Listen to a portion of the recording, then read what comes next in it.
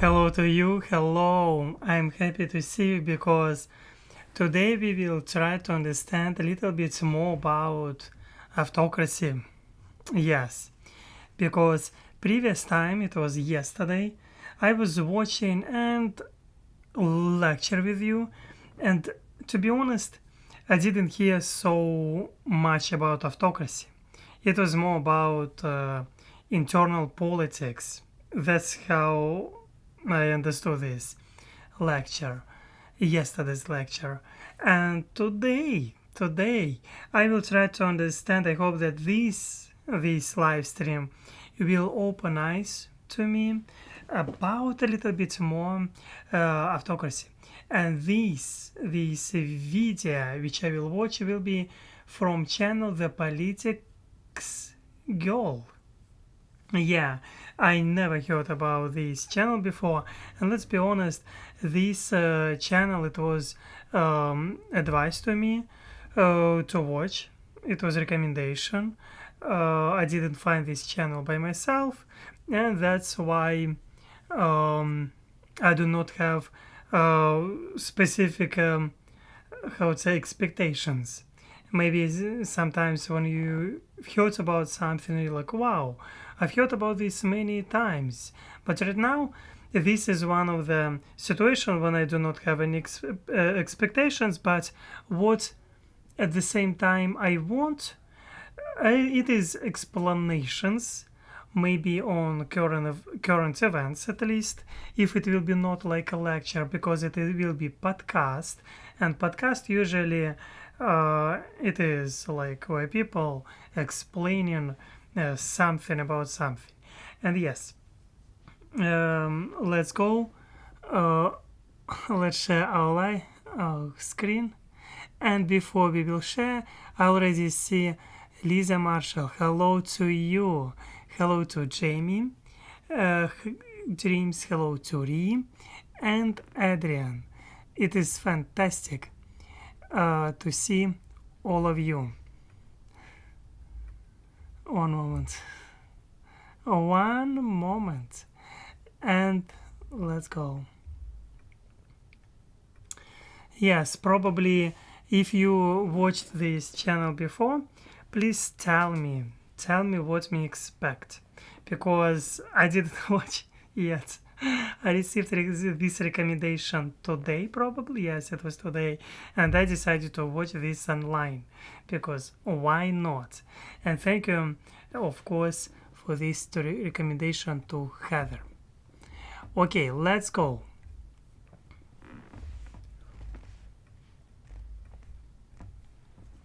PoliticsGirl has... One moment. Tell me, please, do we have good connection or not?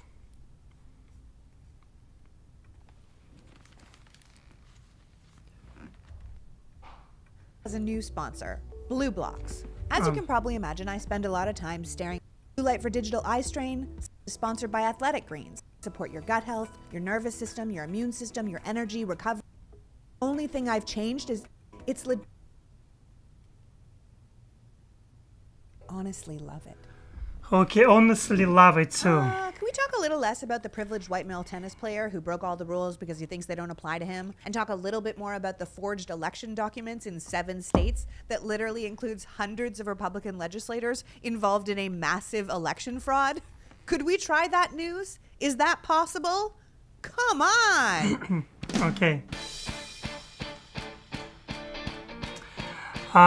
At the beginning, I want to tell you that this live stream or podcast was made 1 year ago.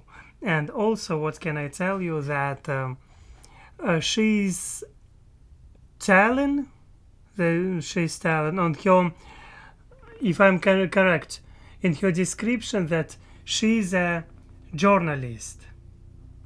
She's a journalist. And that's why she's talking like about politics. If you're an independent business, get HoneyBook and manage your client flow from hey to pay. Hello, Thomas. Hello. Happy to see and you. welcome to the PoliticsGirl podcast. I'm your host, Lee McGowan. Let's get into it. Look, I'm going to say some things today that are distressing. Things you might be tempted to ignore because they make you feel uncomfortable. I'm going to say some things that you think can't possibly be true because that's just not the world you grew up in and you have no frame of reference for the path I'm taking you down. But I need you to understand where we are so you can situate yourself in that reality and we can work together to find a way out. The bottom line is we're in a very serious predicament, not just in America, but around the world. And the only way out of it is if enough of us fundamentally come to terms with the problem and care enough to put in effort to fix it. You know the James Bonds of the world? The Ethan Hunts, the Jason Bournes, the characters in the John le Carré and Tom Clancy novels? The ones that secretly save democracy and human life or the world order while the rest of us are just going about our day? Mm-hmm. Well, that's us now. We're the heroes What? of this story. We're the ones it's going to come down to. And it's not going to be dependent on us hanging off the side of a helicopter or infiltrating some black tie event or hacking into an incredibly high-tech computer system. The fate of the world depends on us giving enough of a shit about American democracy that we not only save it for our own country, but we shore it up as the leading alternative to the ever-growing autocratic movements gathering steam around the world. Yes, I already was talking about this several times, so that you can find these statistics about autocracies and democracies, and at this moment, amount of democracies decline, it is fact, and amount of autocracies decreasing, it is also fact. Previous century, when Soviet Union fall apart, there was a little bit different situation. Amount of democracy was increasing. Right now, something is opposite is happening. Maybe it is like, it is like a circle in some way. I don't know. There are lots of democracies on Earth. I don't ever want us to be so arrogant that we think we're the only ones holding the bag. In fact, if we're being honest, I should tell you that the United States has actually fallen off the Democracy Index, the annual report that tracks and measures the state of democracy in 167 countries. Since 2016, America has actually been downgraded from a full democracy to a flawed democracy. The index is graded using over 60 test points, but the biggest contributors to our lower score are intolerance of COVID-19 restrictions, distrust of the government, bipartisan gridlock, voter suppression tactics, and the increasing polarization between our two major parties. Now, I'm sure we'll drop even lower if the Republicans succeed at suppressing our votes, but even with our score, the 10 most democratic nations in the world cannot fight this growing authoritarian threat without America playing a leading role. America's wealth and military, its industry and influence, still make it the most powerful democratic country in the world despite our flawed reputation. A leader that has boldly stood against autocracy, fascism, communism, and other forms of destructive government since the beginning. Without America opposing it, I believe this rising tide of autocracy will soon be unstoppable. And if, God forbid, America joins that movement, as Donald Trump and Tucker Carlson and Mike Flynn and Mike Pompeo and Steve Bannon and apparently the entire Republican Party seem inclined to do, the world order as we know it will end. Western democracy will fall, and the planet soon after. It's an ugly, terrifying And the reality. planet, yes, she is good in speech for sure.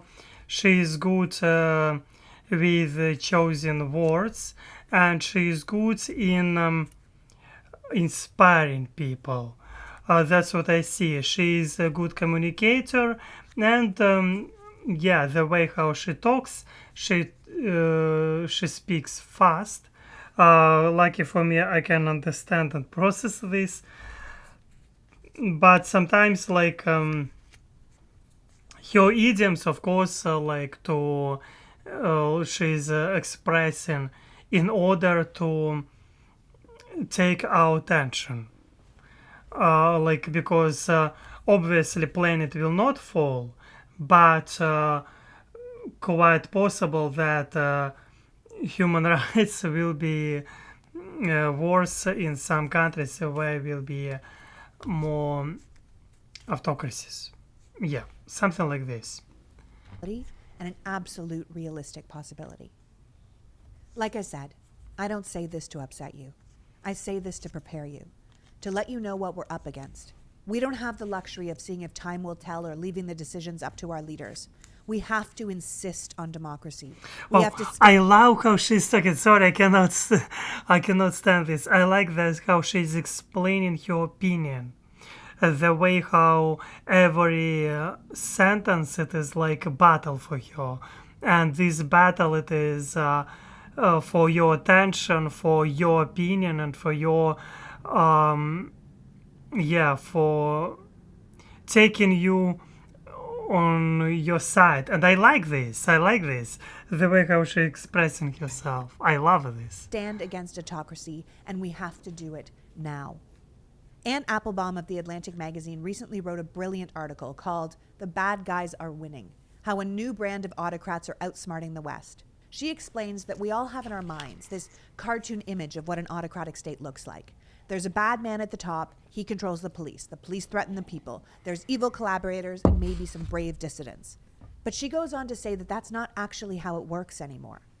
Autocracies these days are not run by one bad guy, but by a network of bad guys who use their security services, propagandists, and various kleptocratic financial structures, kleptocracy being when corrupt leaders use political power to exploit national resources or steal the wealth of their nation for personal need. Think of the PPE money going to Jared Kushner or Steve Mnuchin's friends, or Donald Trump spending over $150 million taxpayer dollars at his own golf courses, or Putin becoming one of the richest people in Russia despite starting out as some low-level KGB agent. The members of these autocratic networks are connected not only within their country, but among other autocratic countries. The corrupt state-controlled companies in one dictatorship do business with the corrupt state-controlled companies in another dictatorship. The police force in one country can arm and equip and train the police force in another country. The propagandist networks share resources like troll farms that will promote multiple dictators' propaganda. And as Applebaum points out, the propagandists also share themes to make sure that the weaknesses of democracy or the evils of America are constantly repeated to anyone who's listening, which is often everyone in their country because they usually also control most of the media. Applebaum writes about these new autocrats, the links they share, the impunity they enjoy, the world that they've created that no longer functions on a specific ideology. French philosopher Bernard-Henri Lévy points out that these new group of far-right fascistic types don't even really believe in fascism anymore. He says, look at Marine Le Pen and the rising populists in Europe. They don't care about truth or values or creed. They don't believe in anything. They are pure cynicism, which in itself is the opposite of democracy. For modern-day autocrats, it's all about power, personal power, and that's it. In the modern autocratic world, what Applebaum has brilliantly coined Autocracy Inc., Iranian theocrats will work happily alongside Russian nationalists and Chinese communists. It's not about a shared belief or ideology. It's about a common desire for personal and sustained power. Think of Autocracy Inc. not as an ideology. I'm understanding what she's talking about. Her opinion, I'm starting to understand. And example. I know only about Russia right now. You can find the oligarchs and Putin itself. They have power, and main goal of them it is not. It looks like it is not give people to give people good quality of life, but and it is not about the main goal of them just to be in power. That's what I see. Yes, you can find the convenient things too for people, which is keeping people do not talk against governments. Example, how they created convenient laws for themselves. It is definitely main goal to keep themselves in power. There was another one guy, Mr. Orban. Yeah, same situation. But I don't know situation with laws. What kind of laws he's creating or elite in this country created for keeping themselves in power. Maybe I can find this information. How many years? Example. Yes, let's look. Many.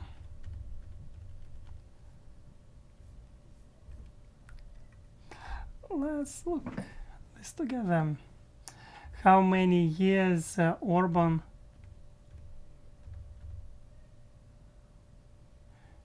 been in power?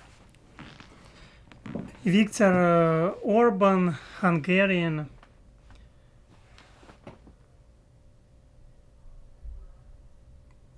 Who has been Prime Minister of Hungary since 2010.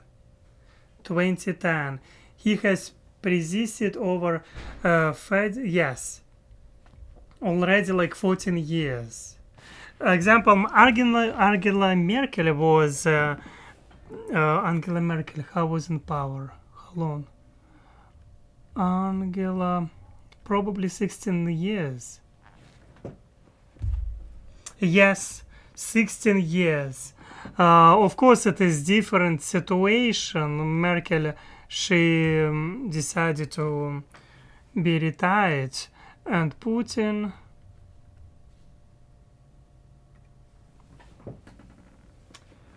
it is like altogether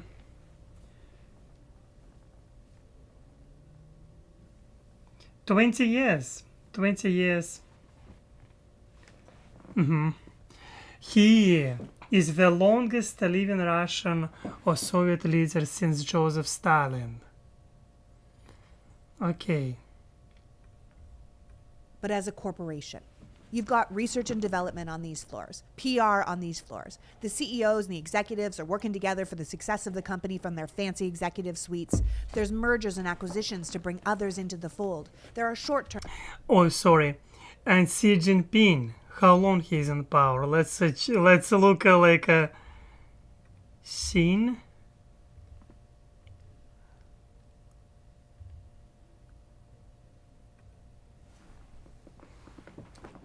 See.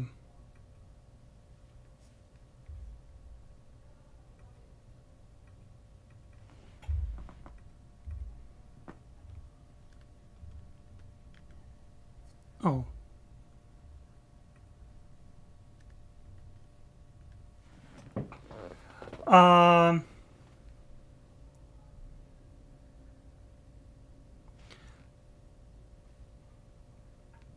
Since 2013, it is already more than 10 years, for sure.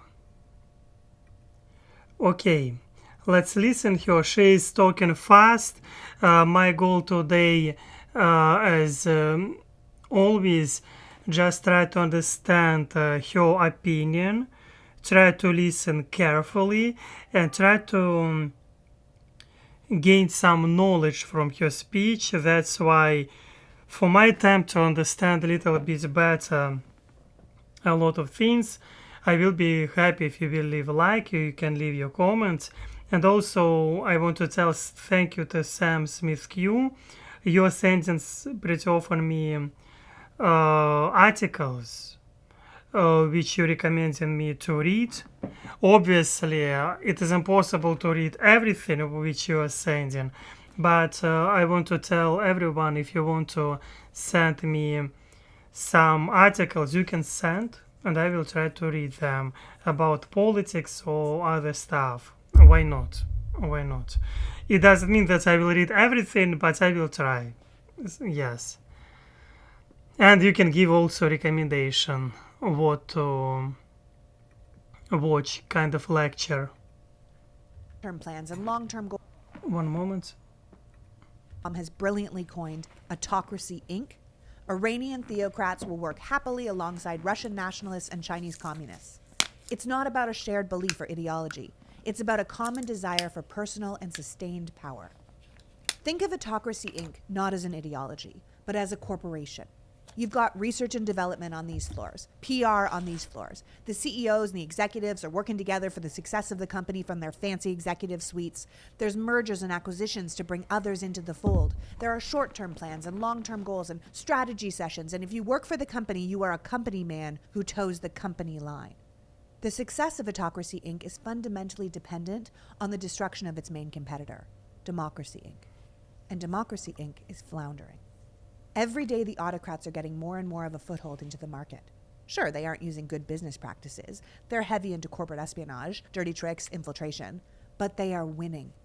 And this isn't surprising. As I said in last week's pod, democracy took its eye off the ball, and the competition is running with it. Plus, when one team plays by the rules and the other team doesn't, and there's no one there to stop them, the cheater usually wins. Morality, decency, human rights, they're irrelevant to Autocracy Inc. They're in it for the power and the profits and the unfettered success. This is a group of unscrupulous people working together for unscrupulous means. Applebaum points out that for these new autocrats, their countries and definitely their people are secondary if considered at all. This generation of autocrat is focused on money, their own money, and on retaining power at all costs. This is the type of unchecked power Donald Trump and his enablers were looking to establish in America, and what the Republican Party is allowing to continue to grow because they've made the calculation that autocracy serves them better than democracy. Democracy has become a burden to their own sustained power, and they're supporting the rise of an alternative because they believe, like those in Putin's inner circle, that they will directly benefit from their loyalty and relationship to power when the takeover is complete. And we should take this threat of American autocracy seriously, because it's not something we can just undo once it happens. Once autocratic elites are in power, it is almost impossible to remove them, because they'll do whatever it takes to stay there, even if that leads to the destruction of their own country, as it already has. A little bit, I disagree with you. Like I said that it is completely true that autocracy it is not so fun, it is not so good, but I was watching one of the lecture, and it looks from outside that autocracy has strong position, but in reality, but with democracies, everything looks a little bit different because there will be protests. Everyone can participate in protests like this. And it looks that from outside that autocracy strong because you do not see these pictures of protests. You do not see these people because they're usually afraid to go outside. But it doesn't mean that they have full control. I mean, they have control completely in autocracy countries. Who these elites? Example, in Russia it is oligarchs and Putin, of course. But at the same time, even smallest problem can create fire. Example, there was one of such problems from Moscow in one of the region, people were protesting for what? For removing not trash and also nuclear. How's the name? Yes, I will look this right now with you. Yes, before talking about this, I will check this article. Yep. Let's look.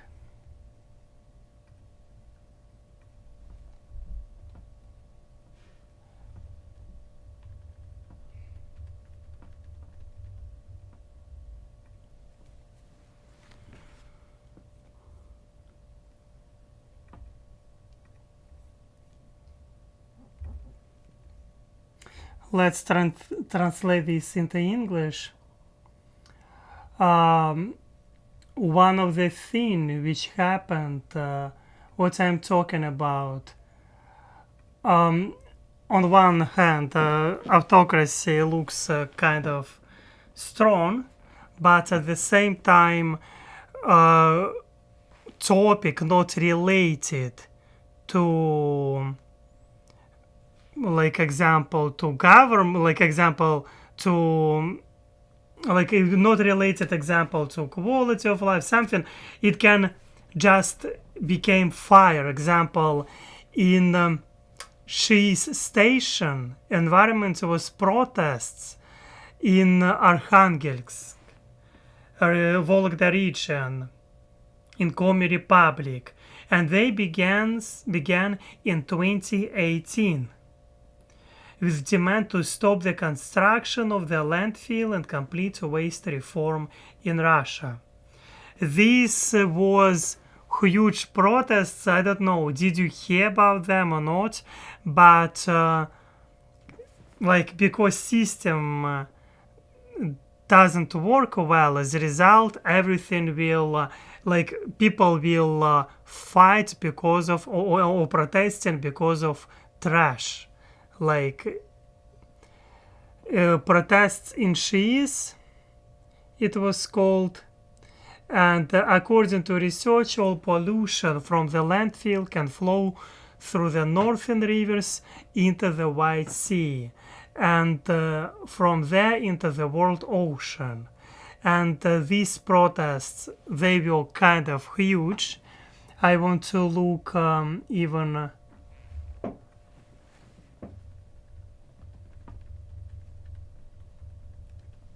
video.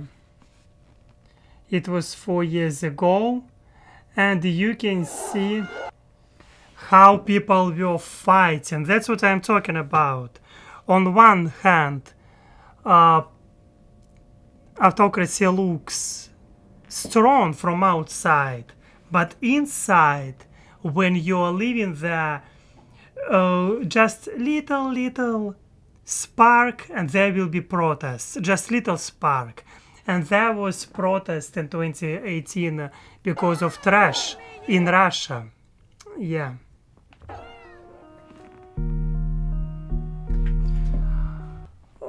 Nearly 1 year on this station Shi's in Arkhangelsk region, they were building this field for trash.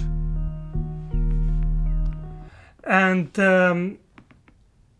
yeah, you can see these pictures.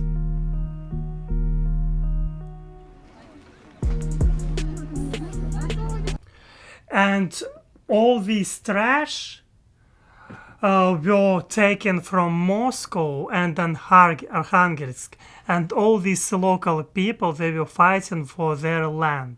That's why there was protest.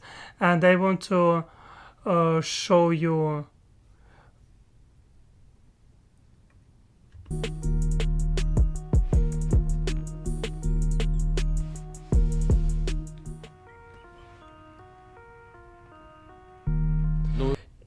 в любом случае эти вопросы должны решаться таким образом, чтобы не создавать новых проблем и не вредить людям, которые там вот в данном случае живут. And you can see that people, even Putin, he didn't have a chance. He was must to answer because it was huge problem there. And obviously, there was, you can find this post where they were talking eco lager, eco lamp, camp, Shi's, and the number Shi, yes, like you can see. It means, of course, what I'm talking about. She, like, again, I want to return to her words. From outside looks that autocracy is strong, but sometimes you will be surprised that little spark, just not related to example war, example in Russia right now is happening war, and not related war to Russia itself. It can, it can start a lot of places like things. that. I think it can happen, of course, in not only in Russia such protests, obviously, but sometimes when system doesn't work, it can happen anywhere. Let's be honest, but still. Their own sustained power, and they're supporting the rise of an alternative because they believe, like those in Putin's inner circle, that they will directly benefit from their loyalty and relationship to power when the takeover is complete. And we should take this threat of American autocracy seriously, because it's not something we can just undo once it happens. Once autocratic elites are in power, it is almost impossible to remove them, because they'll do whatever it takes to stay there, even if that leads to the destruction of their own country, as it already has in places like Venezuela and Syria and perhaps soon Belarus. Russia, the country, isn't doing very well, but Putin's power is almost unmatched. The oligarchs that surround him and prop him up are some of the richest people in the world. Modern autocracy is not about the people, the country, or even a better or different way of doing things. It's more self-serving. You get the right leader willing to do whatever it takes for their own benefit, close to the seat of power, people to look to as an example as you take the next step. In Applebaum's article, she uses the example of Belarus, where the current leader and president is a man named Alexander Lukashenko. The last election was held in the summer of 2020, where Lukashenko claimed to have won 80% of the vote, but the people didn't believe him. In fact, what's far more likely is that Lukashenko lost the election to the wife of his jailed political opponent, Svetlana Tikhanovskaya. Tikhanovskaya ran against Lukashenko after the government shut down her husband's campaign and threw him in jail. Lock him up, right? That's how it starts. You get rid of your political opponents by putting them in jail.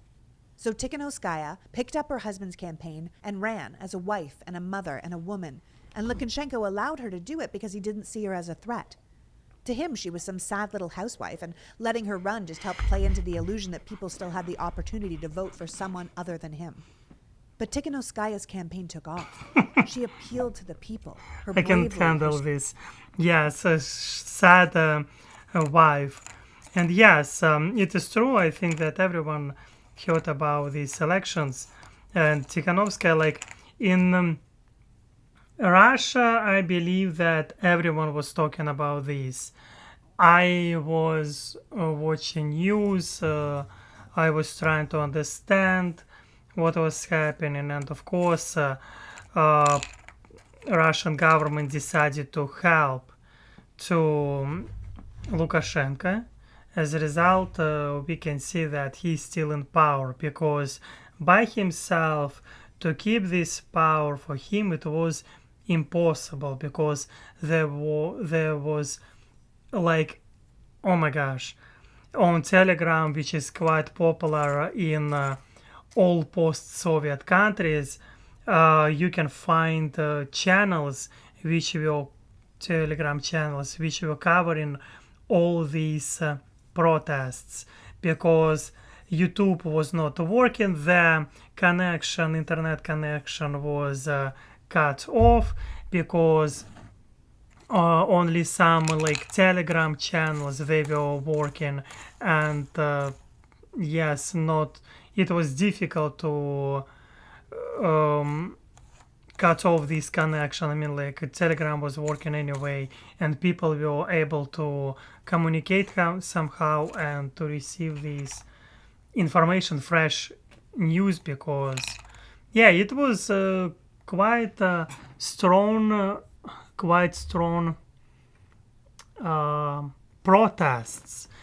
I don't know, will I be able, of course I will be able to find these videos on YouTube.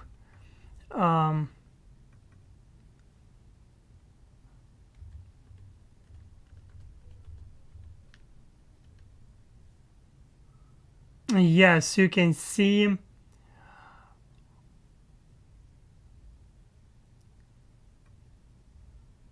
When we set up TikTok family pairing, you'd be like, with all your study and chores, I'd say 60-minute screen time is just about right. Well, I was going to say 90 minutes. Yes, I have advertisement, sorry.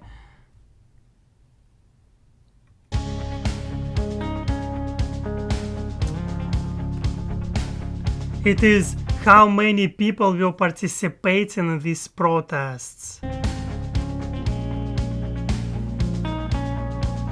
I was in Minsk. And what I can tell that it is a beautiful city with amazing people. It is there are a lot of interesting people, and I was talking with some people in Minsk with oppositioners, and because they somehow found me. I don't know. I didn't.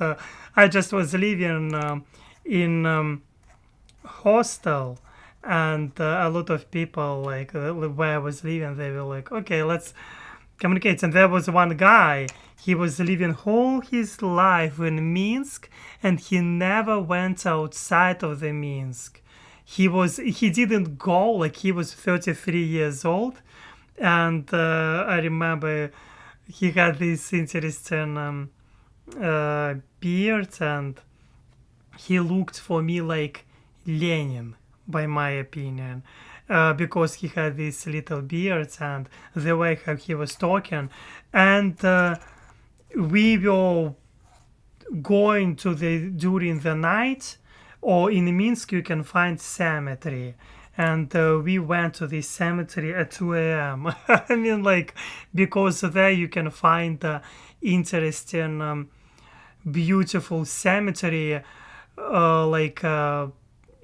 which will belong to local elites, and who was ruling in this place and living these rich families in Minsk. And that's kind of, he wanted to share this with me, and I'm like, yeah, let's go, let's see this, and to be honest, it was they have these fans. You supposed not to go to cemetery, but young people go, and I why not to go? Why not to look? And yes, that's why I think that it was interesting. But yes, as you can see, I remember this square. I remember because I spent a week, if I'm correct, there. Anyway.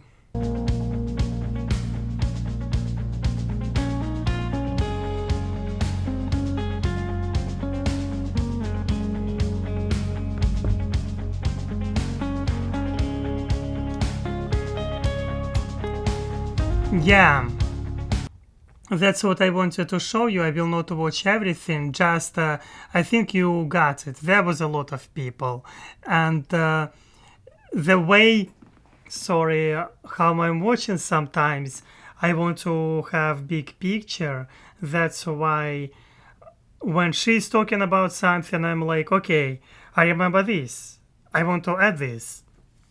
Yeah, sorry if you, yeah. Strength. She represented her husband's voice where it had been silenced, and women's voices when they had always been silenced. Yeah. And when 2 other opposition politicians were blocked from running against Lukashenko, they endorsed her. And suddenly she was the leading alternative, and the people rallied around her. Now, this was not an easy campaign. Tikhanovskaya was threatened and intimidated. She ended up sending her children away after they were threatened so that she could keep campaigning without worrying about their safety. On August 9th, 2020, right after the election officials announced that Lukashenko had won 80% of the vote, the internet was shut down. Tikhanovskaya was detained by the police and forced out of the country, so the people who were now demonstrating en masse across the country couldn't rally around her. Now, Belarus is a country of less than 10 million people, but over 1 million people a day showed up to protest the election results. Day after day, millions of Belarusians would arrive to express their fury. Old people, young people, villagers, factory workers, even some members of the police and armed services reportedly came and removed their badges from their uniforms and publicly threw them out. It was moving and impressive, and you think it would matter. Tikhanovskaya herself said she thought this would be it, that it would be so obvious that the people were furious and wouldn't support this leader, that the people of Belarus were telling the world that they didn't want to live under a dictatorship, and that kind of concerted, sustained effort would eventually cause Lukashenko to back down. She says, "We were naive. We thought he would understand that the people were against him, that he lost, and that he should leave." As Applebaum reports, for a while it seemed like Lukashenko himself was confused about what he should do. But that's when Autocracy Inc. took over. Russia flew planes of experts into Belarus to teach Lukashenko what Stephen Biegun, U.S. Deputy Secretary of State at the time, calls a more sophisticated way to repress his population. Yeah, it is a very interesting thing about these planes which were going from Moscow to Minsk, because they were teaching these professionals, because Russia, more Kremlin, they have great experts in propaganda, political experts. It is true, they have amazing experts, and they were teaching them how to do this, how to brainwash people. And right now they have special programs on TV. They're showing these programs which they do every 30 days, and they do these programs and they teaching them, brainwashing them. And when you can, if you will listen this nonsense, like if you would know, example, even with English subtitles, you will be shocked. You will be shocked. Sometimes you can find these videos from propaganda shows, like they're spreading like memes on the internet, because it is so far from reality, and it is, you can feel so much hate in these shows, like you will be shocked. And then if you will watch after a few years, you will hate by yourself someone who they're targeting, and they're targeting usually against the West, usually against America, and that's policy, like you will, wow. That's why it is very sad reality. They're spending like billions of rubles on this, and these experts, Russian experts, they were helping with this propaganda. Yeah, and also Russia was sending something like guardians, like military support, stuff like this. I don't know. And because, yeah, Belarus so integrated into Russian economy, etc., it is like, to be honest, part of Russia itself. Yeah. To teach Lukashenko what journalist William Dobson has dubbed the dictator's learning curve. Putin sent Russian journalists to replace Belarusian journalists, who immediately started to campaign to discredit the protesters as the work of America and foreign enemies. Russian police were brought in to work with Lukashenko's police and give them advice on how to properly use selective arrests. These are all techniques we're becoming too familiar with here in the States. Undermine your opponent, cheat to win the election, tell people you won the election, refuse to concede the election, flood the press with false stories and blame an outside force, use violence and intimidation to push your agenda, and never, ever back down. It is well known that Vladimir Putin figured out a long time ago that mass arrests are essentially unnecessary. You just have to jail, torture, or possibly murder a few key people, and the rest of your opposition are frightened into silence. Without any real opposition, eventually the public becomes apathetic because they believe nothing can ever change. Applebaum says that the Lukashenko rescue package that Russia sent was very similar to the one Putin put together for Bashar al-Assad in Syria 6 years before. It's like a blueprint. Publicly arrest these people. Scare the rest by doing this. The press says that, the police do this, and if you have to use violence against the people, do it. They'll all get back in line. And if you face blowback from the West, Autocracy Inc. is there with a financial package for you to follow. There was, I think that I need to tell you, obviously, if we're talking about protests in Khabarovsk.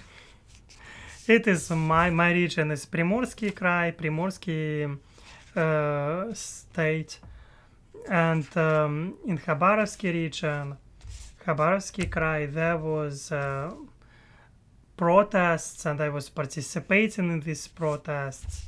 But from Moscow again, they sent police on planes because the local people, they were not ready to, example, to be so cruel towards like who's there, because they were sending people from Moscow in case if they were ready to violently to pick up certain people, and to like they're looking on the crowd and like, okay, this person, he looks, example, or she looks like she's attracting or he's attracting everyone attention, and the way how he is talking, example, on this square, that means we need to take him out, and or her. As a result, these people, you can see that yeah, they're working professionally, nothing to say here, and you can see that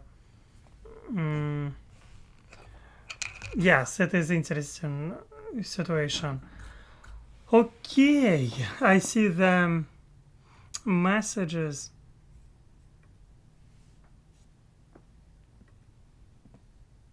Hello to last one, happy to see you too.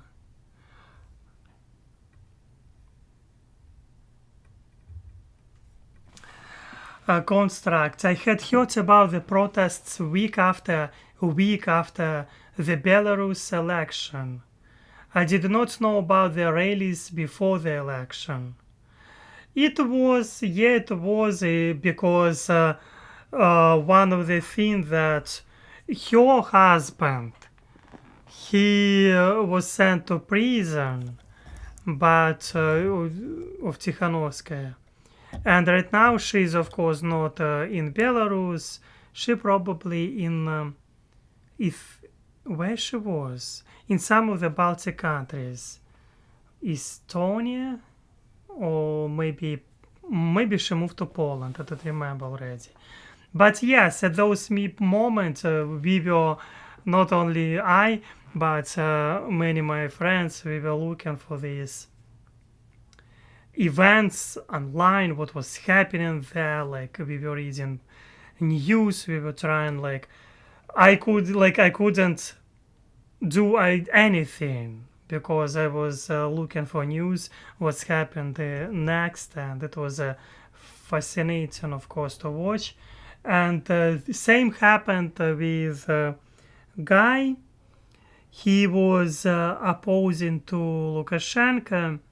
He was flying above the Belarus, and it was flight not to Belarus, but to another country, and he was arrested because he was flying under above territory of Belarus, and Lukashenko was tracking his location, and he's like, oh, let's take this, let's put this plane down, because yeah, it is, he was a threat to Lukashenko, and right now he's political prisoner.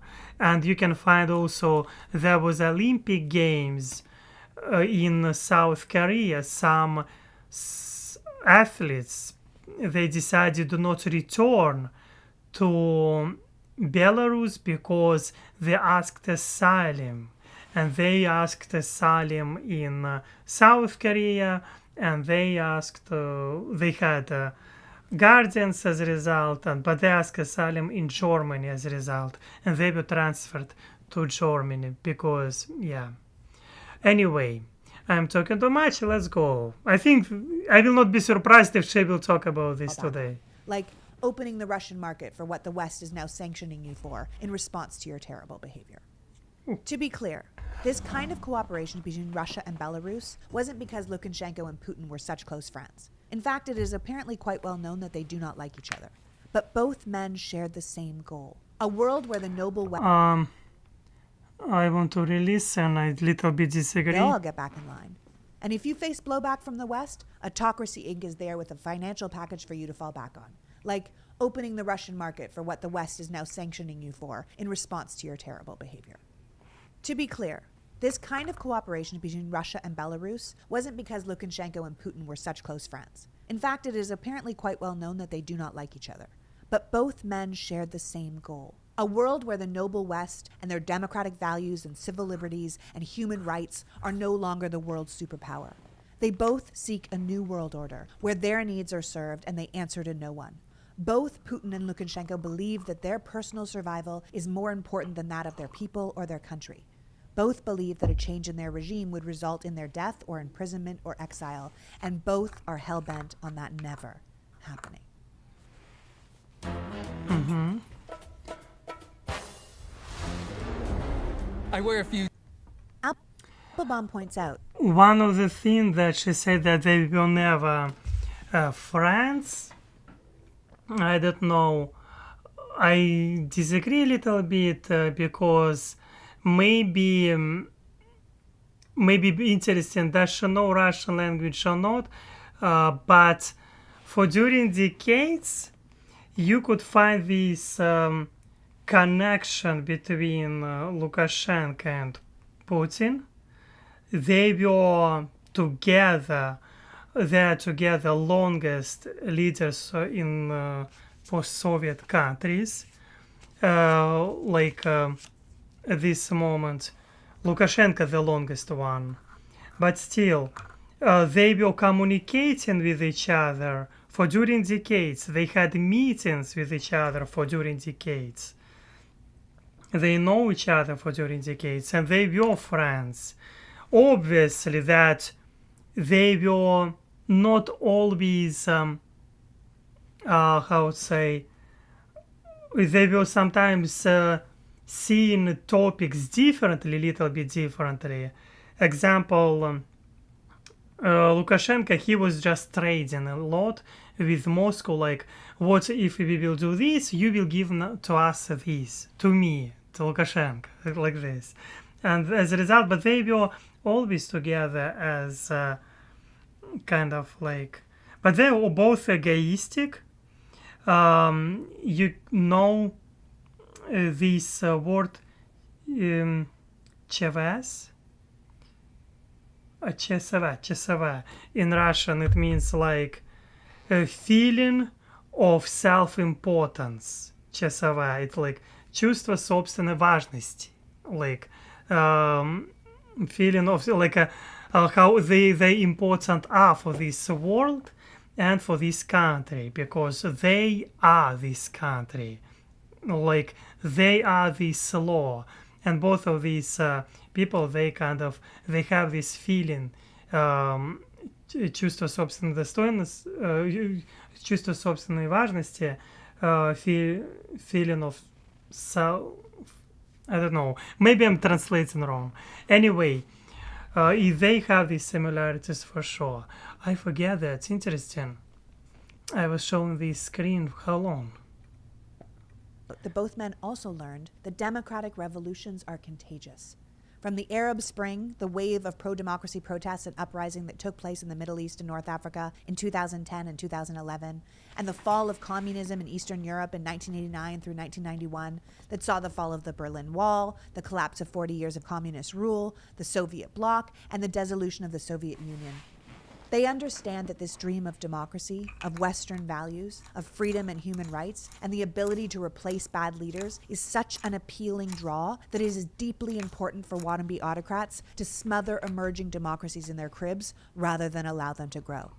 Once established, democracies are much harder to kill, which explains why Putin was so enraged by the anti-corruption, pro-democracy demonstrations that led to the overthrow of the Ukrainian government in 2014. After all, if the Ukrainians could get rid of their corrupt dictator, what would stop the Russians from doing the same? It's one of the reasons Putin is so hell-bent on putting the Ukraine back in its place. Not only will it dissuade other countries around him from getting any pro-democracy ideas, but it'll prove to the world stage that America and NATO and the EU no longer have the power they once did, that they are ultimately toothless old superheroes, just sad old men in tights who can no longer fly. that no one can really stop him and his allies from taking and doing what they want in this new century. And it's possible that he is not wrong. One of the things, like she said about corruption, probably people will not like what I will tell now, but in all post-Soviet countries, corruption is a huge deal. And when I'm talking about all post-Soviet countries, I mean all, except those probably who joined to EU because they have some standards there. But Ukraine and Russia, both of these countries, very corrupted. And it is true, and especially in the time of war, corruption, it is like something like part of the system as a result. And corruption was huge historically in Soviet Union, in both of these countries. Again, it is not something like maybe people from both sides will not like this, but at the same time people will understand who is watching from Russia that it is part of reality. I was living in Russia all my life, I know this. And I'm sure that in Ukraine, same situation. Yeah. The perfect example of how easy it is for a wannabe strongman to become a real dictator if they have the right mentor and support, and how the West and democracy's influence seems to matter less and less. When Lukashenko's people rose up, he gladly accepted Russia's help. He turned from what Applebaum calls an autocratic patriarchal grandfather type into a tyrant who revels in his own cruelty. Almost overnight, bolstered by Putin's support and his new unfettered power, Lukashenko turned against his people and started trying a whole bunch of new things. Not just selective arrests anymore, but mass arrests. Not just torture, but raping. Not just threatening kidnapping like he did with Tikhanovskaya, but actually kidnapping and then just good old-fashioned straight-up murder. Lukashenko's complete corruption of the rule of law for his own benefit became so glaring, so obvious, so sickening that the world started to take notice. In May 2021, the Belarusian Air Force forced an Irish-owned passenger plane to land in their capital so that the government could arrest one of the passengers, a young man and prominent opposition journalist who had documented in great detail the numerous public beatings and arrests by Lukashenko's security forces, and it amplified the voices of the national protests against the Lukashenko government. The KGB had already branded this journalist as a terrorist and accused him of organizing mass riots. He was living in exile, but he was obviously being tracked, and he is now a political prisoner in Belarus. If he is charged with terrorism, he faces life in prison or the death penalty, all for reporting the truth. So when an American politician calls the media the enemy, and anytime the free press is abused or beaten or thrown out of the room so something can happen in secret, know this is the path we are going down and put the brakes on. In August, another young man living in the Ukraine who headed up a group to help people. Yeah, I see your message, Sam Smith Q, and thank you for your message. I would like to tell this shield a few facts about the illegal dissolution of the Soviet Union, the rife corruption and the corruption that followed the Yeltsinists pushing Gorbachev aside. Yeah, you can give, of course, facts. It would be interesting to listen, Sam Smith Q. And thank you for being with us. And I think that maybe in future I need to watch maybe a lecture or maybe something more about Soviet Union itself, because I feel that watching one video is not enough, and it would be interesting to watch your and to listen your opinion. Of course, Sam Smith Q, thank you. People flee from Belarus, and the brutality of the Lukashenko government was found hung in a park after going for a jog. So when you hear people like Marjorie Taylor Greene say we should be using the Second Amendment against Democrats, know this is the road they're taking us down and put the brakes on. At around the same time, Lukashenko started to destabilize his EU neighbors by forcing streams of refugees to cross into their countries against their will. The Lukashenko government was tricking Afghan and Iraqi refugees to come to Belarus with the offer of long-term visas, and then taking them to the borders of Lithuania and Latvia and Poland by gunpoint and forcing them to cross illegally. This caused a real crisis for these border countries, and they were using human beings as weapons of war. So when our government separates people from their children and puts them in cages and forces hysterectomies on them, know this is the road they are traveling and put the brakes on. Lukashenko's behaviors broke not only the laws and customs of his own country, but also the laws and customs of other countries. You'd think no one could be so brazen, but there is a danger. About immigration, it's a so huge topic. I mean, like, it is so enormous topic, and to be honest, to move to another country, it is so difficult. It is so expensive, and pretty often European countries, oh my gosh, it is a long process to receive documents there, and in European countries, everywhere. I'm lucky, like in my situation, everything happened for 1 year. It is crazy fast, really. I'm here in the USA, and with me it's happened, I think, really fast. I think it is like crazy cool. I don't know about this situation, but I've heard that in Europe, from YouTubers which I know and from people with whom I'm talking, it is expensive. It is crazy expensive. And if you do not have support from, if you do not have their relatives, it is crazy. But at the same time, example, sanctions, Europe doing sanctions, and at the same time, Europe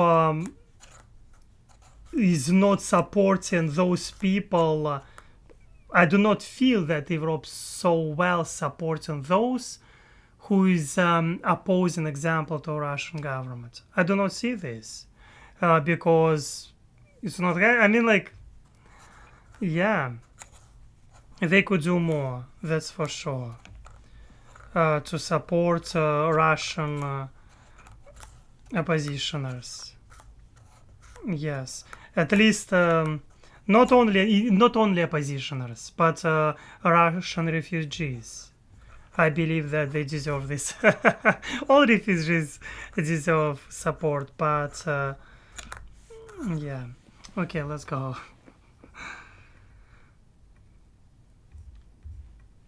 Dangerous pattern emerging where authoritarians do whatever it takes to silence the voices of their opposition and suppress dissent in their countries, and no one does anything about it.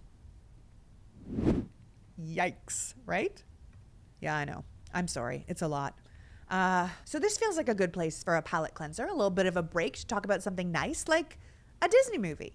So my family recently watched the new animated film Encanto, and I have to say I went into it with zero expectations, except This podcast is sponsored by BetterHelp. Is there something getting in the... And you can schedule weekly... I want to skip this. For 10% off your first... Not just inside their own borders, but abroad to feel better too. Yeah, let's go. And we're back. And talking about the growing power of autocracy around the world. The Atlantic's Anne Applebaum says she started to really look into Autocracy Inc. because she wanted to understand why today's dictators were able to get away with so much. Not just inside their own borders, but abroad in the Western democratic world. Lukashenko hijacked a plane, flying in international airspace from Greece to Lithuania with no repercussions. The Russians have murdered people in the UK and Germany, and no one was held accountable. The Saudi crown prince literally had an American journalist murdered, dismembered, and flown in pieces out of Turkey, and we did nothing in response. Peng Shuai, the Chinese tennis star, was literally disappeared, both physically and from the internet, after she went public about being sexually assaulted by a top Chinese official. And the best the West could do between that and the concentration camps that the Chinese Uyghurs live in was to formally announce we would not be sending emissaries to the Chinese Olympic Games. I understand we have problems at home, but as Tatiana Margolin, writer for Al Jazeera, says, it was basically the world's equivalent of saying thoughts and prayers. Just blanket nothingness that accomplishes nothing but leaves the path open for the bad things to keep happening. These men, these new autocratic leaders, are basically told every day that they can keep doing what they're doing and pay no price. It's a lot like the Republican leaders in the US. They keep doing things that are so clearly dishonest and illegal, and we say, hey, that's not okay. And yet it feels like maybe it is, because there's just no accountability. And without accountability, the only lesson you learn is do it again, do it bigger, get more. Who's going to stop you? All of our old diplomatic tools, sanctions, human rights investigations, public shunning, now seem weak and ineffective against these new autocrats. So I believe that, like she said, like, who's gonna stop you? Altogether, like, it is impossible for all democratic countries together to stop all autocracy countries. It's like, what do they mean, like, to stop them? It is countries' choice. I mean, like, it's not choice. I mean, like, these people took power. Oh gosh, it is so complicated topic. Anyway, sometimes it is better to be small little country somewhere in Switzerland. Like, they're taking accepting money from all countries. It doesn't matter where you're from, and as a result, like, sometimes it is better to not have political ambitions, because as a result, when your country has political ambitions, for this paying your people price pretty often.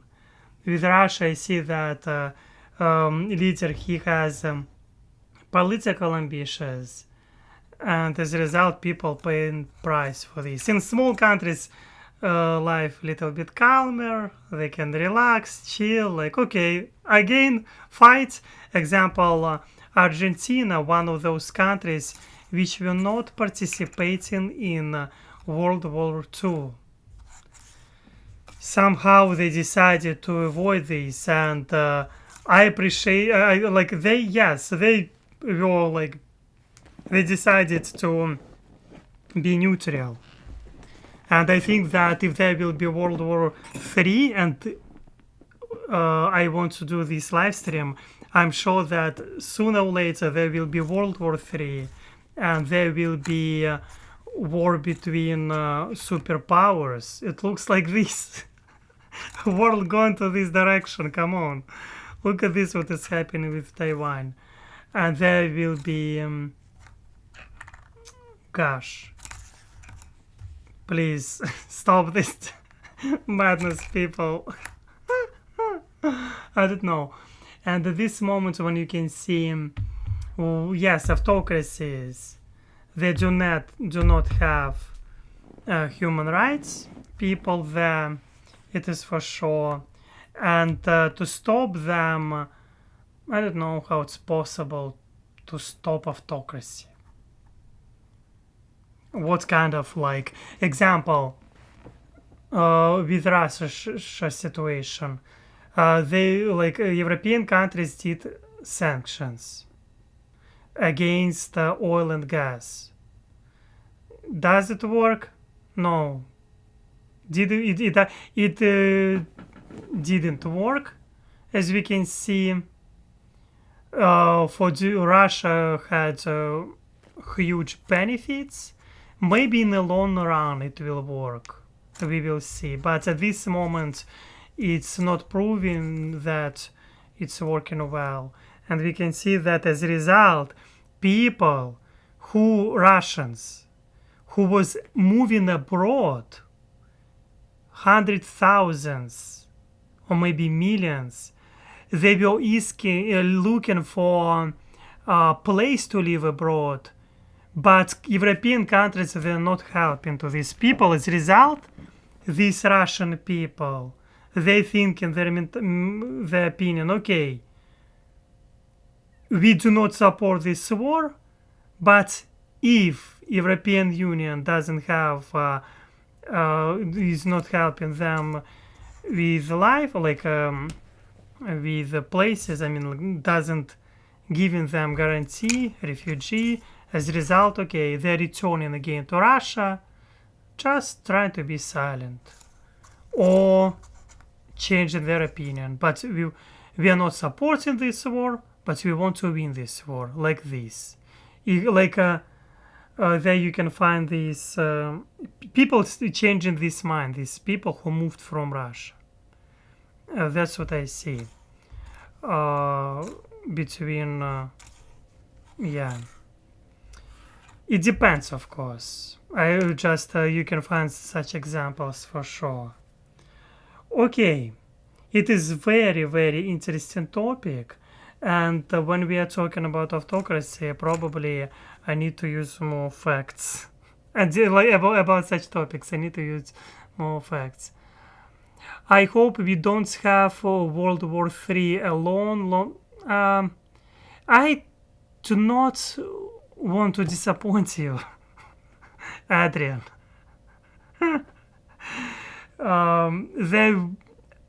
I do not want to talk like this certainty, like, oh, there will be. But it looks at this moment, everything is going this direction. Everything. And, everything is escalating. There you can find three main, example, the USA with the European Union, and China, Russia, North Korea.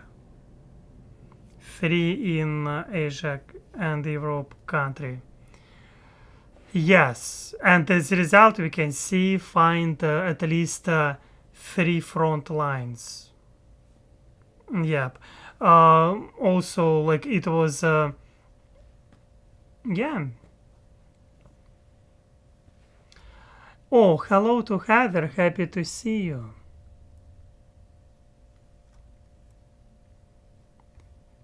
Yes. Oh. But of course, I do not know.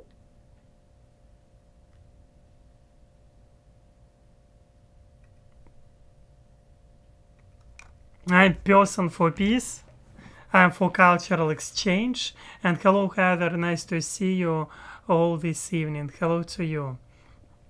I'm for peace. I'm for cultural exchange. Obviously, a war is not in my interests. I against war. Any war, doesn't matter where it is, in Russia, in Syria, doesn't matter. I want peace everywhere and cultural exchange between people, because every local war increasing chances, and regional wars, it is increasing chances of World War III. All this tension, all this escalation, increasing possibility of nuclear war. That's what I'm thinking about. And that's why I'm for peace and for health. For this, it is my message always. But people do not care. I mean, for some countries, in order to be in power, for them it is beneficial to have local wars. Because while people fighting, some people ruling. They have power to rule. That's all.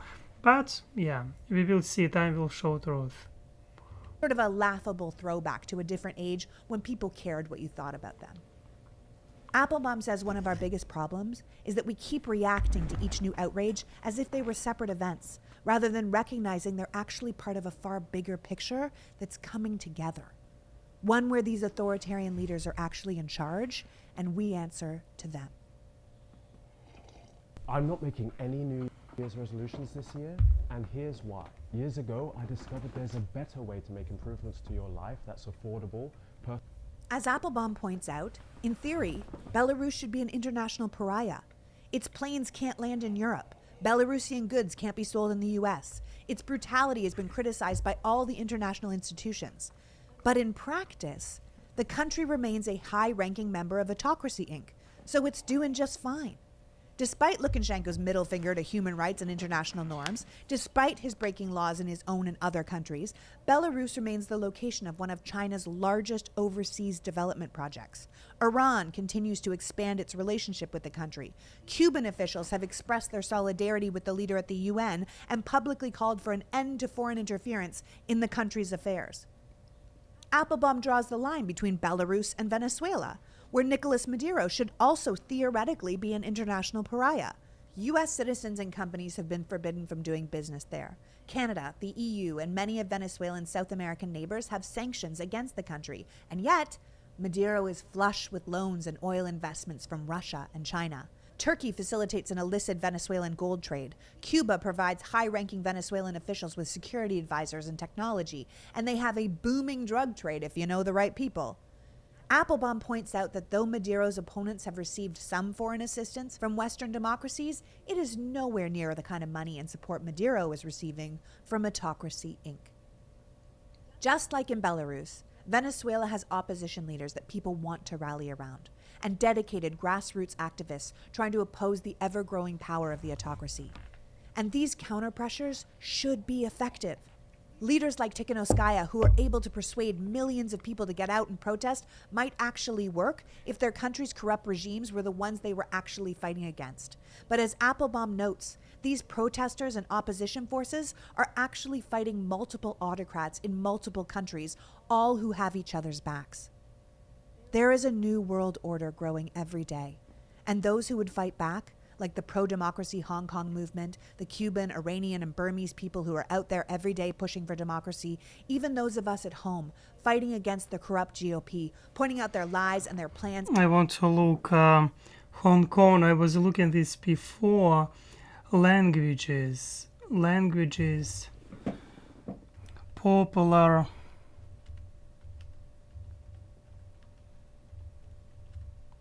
in Hong Kong. Of course, Chinese by millions.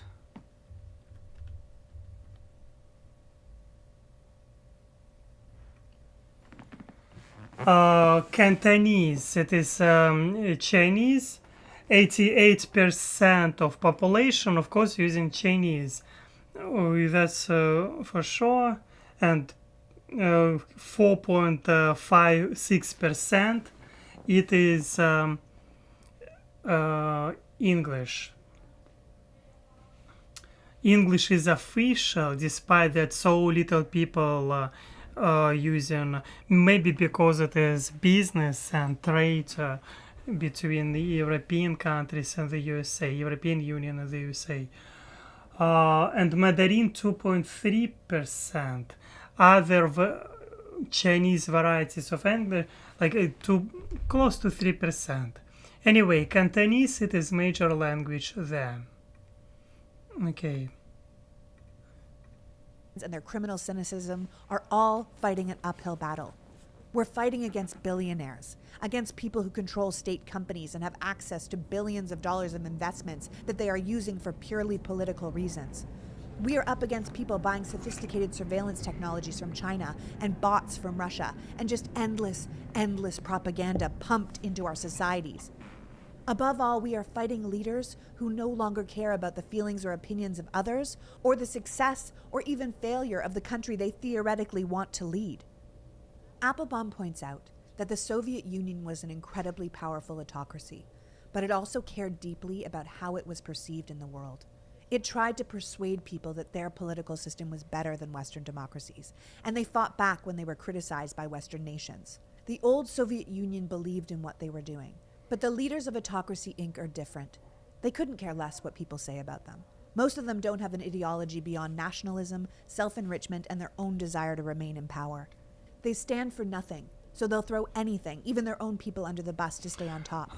In Soviet Union, there was behind ideology, and as a result, people believed in this idea. It is true. Before, if you will watch Soviet programs, it wasn't ideal. Obviously, millions of people were repressed, but they believed in this idea that, example, I was reading this book from Sakharov, and he believed in communism. It looks like this, and just he was believing that there will be not easy way, and it is important just to give people more freedom and some changes like this. But he believed in this. But he was great scientist, famous around the world. And yes, yeah, right now Russian ideology, they creating this ideology right now and this ideology is changing, like Russian ideology, every day, changing purpose of war in Ukraine every day, because this purpose today was actual, tomorrow will not be. It is changing in every time. And example you can find, I was reading book you can find on some sites, government sites, Russian government sites, websites, where you can see what does it mean to be patriot, and you will be shocked. I was it means that you need to love motherland, and if you will desire, example, to give even your life for this land. I mean, something like this. I was reading this a couple months ago, and probably you will be shocked if I will look this website with you. I was shocked, and I am Russian, when I was reading this. Maybe I will be able to read now. Oh, no, I don't remember this website, how it's named. I don't remember. Yes. Some websites, they're not opening. You need to use like Russian websites.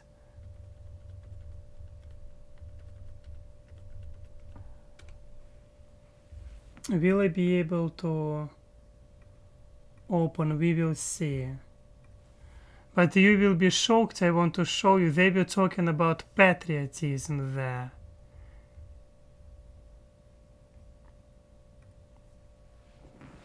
On some of the websites. Yeah, probably I will not be able, because I need to use VPN for this. It's interesting.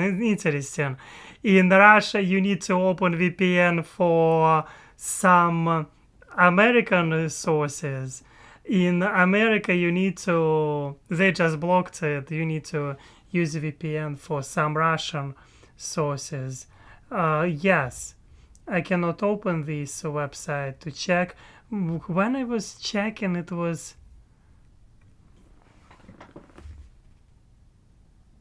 maybe this website. We will look. Let's check again.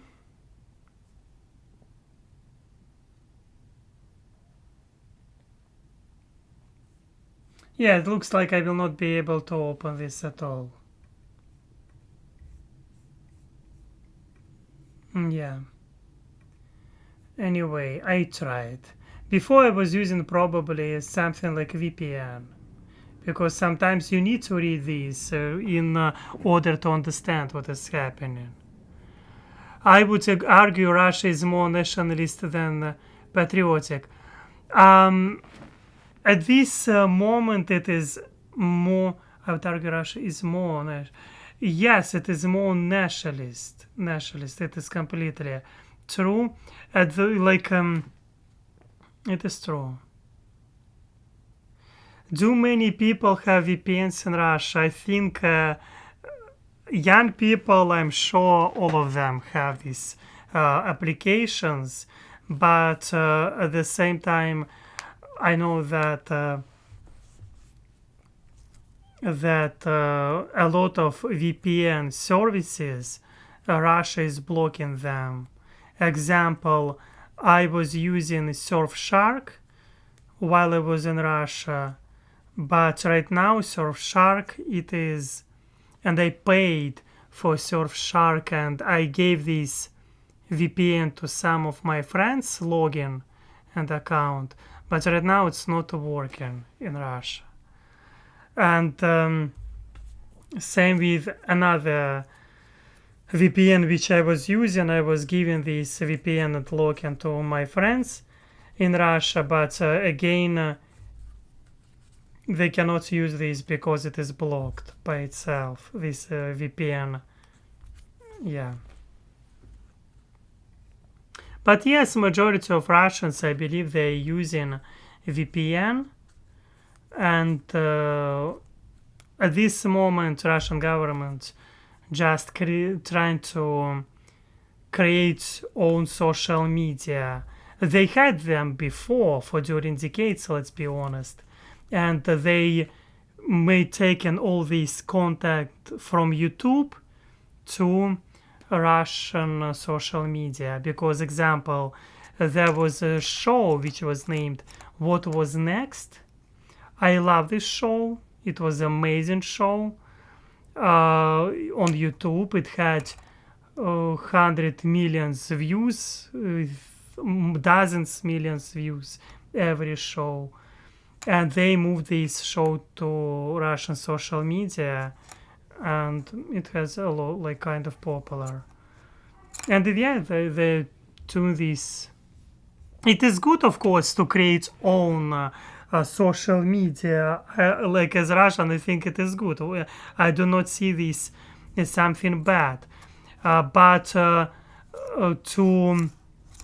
how would say, to block other social medias, I already think it is bad. Example, Instagram or Twitter. I think it is, there must be competition between them.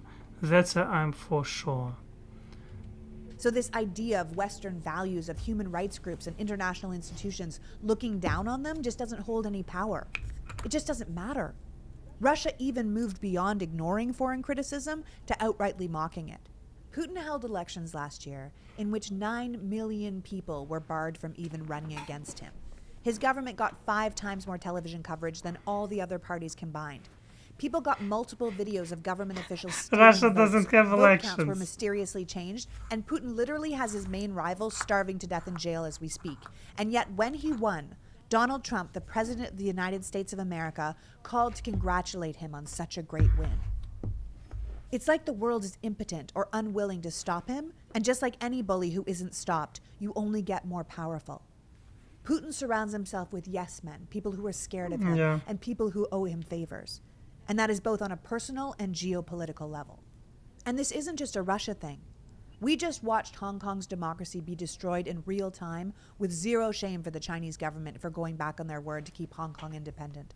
The Burmese government just unabashedly murdered hundreds of protesters, including young teenagers in the street, for daring to publicly oppose them.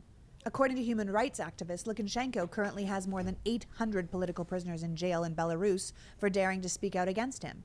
These new leaders don't care what people think about them. They aren't here to make friends. They're here to win. It's Survivor, World Domination Edition. And being a member of Autocracy Inc. has privileges. Not just money and security, but also impunity. They answer to no one.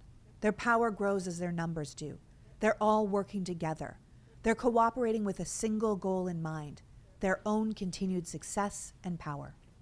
Yashi Monk, senior fellow at New America, points out that throughout the history of Western democracy, it has been a Western democratic country that has been the strongest country in the world. First, it was Great Britain, and then it was America. But it's not clear that that will continue to be the case in the next 20 to 40 years. Democracy has a lot of forces pushing against it, both internationally and here at home.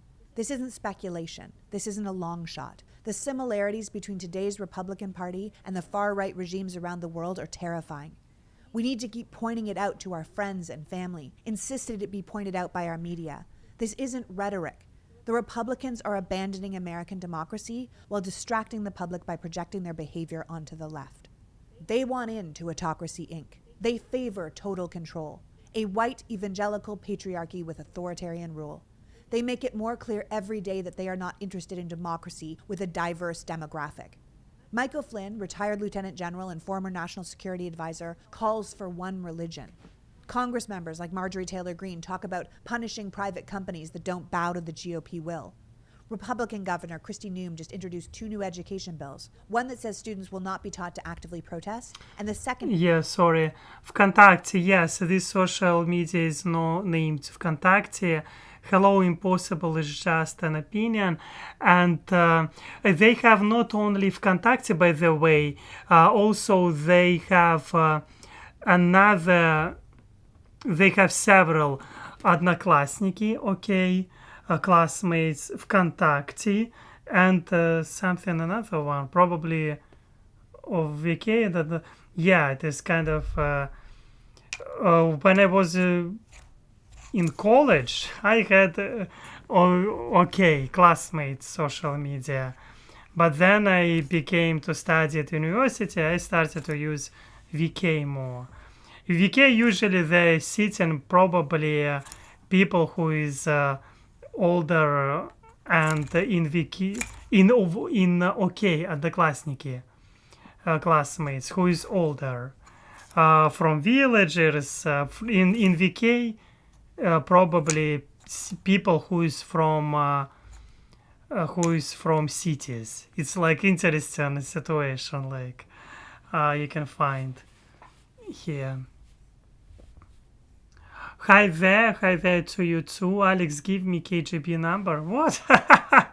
I'll tell them to just stop. Okay. She's scary. Why? Why do you think she's scary?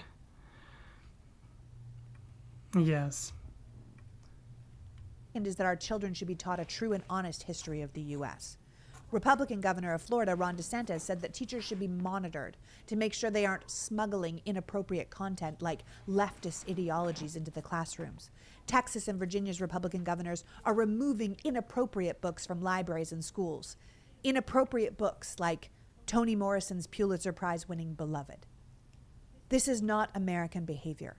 This is authoritarian behavior, and it fits right into Autocracy Inc. Look at how China treats the Uyghurs, the minority Muslim population in their country. People are disappeared.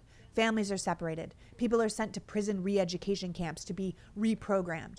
In fact, as of 2020, there are said to be over 1.8 million people in these camps.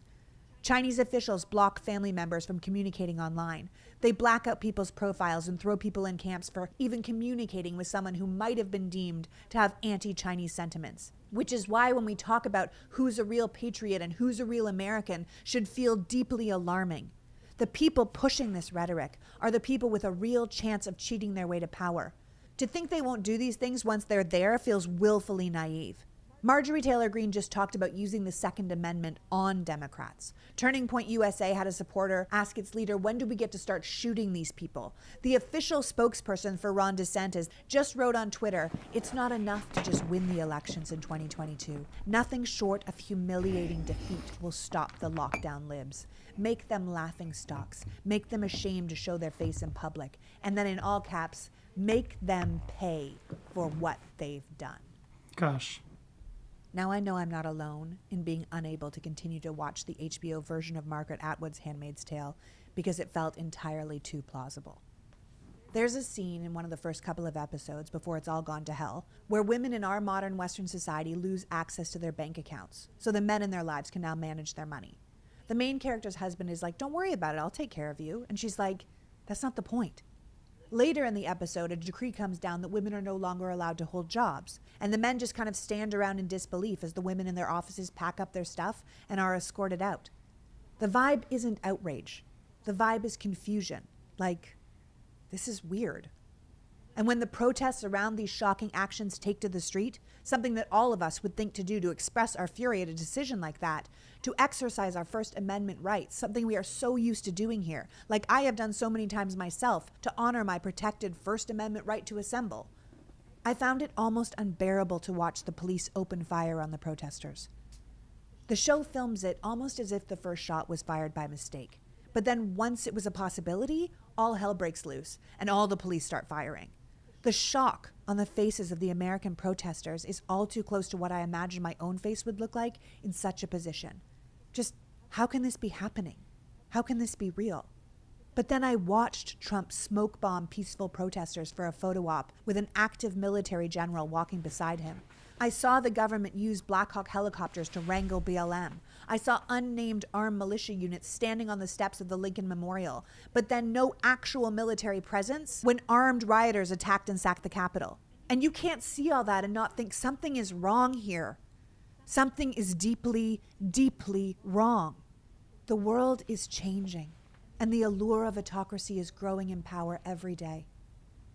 In 2009, the Turkish Prime Minister, Recep Tayyip Erdogan, called the Chinese repression of the Uyghurs a genocide.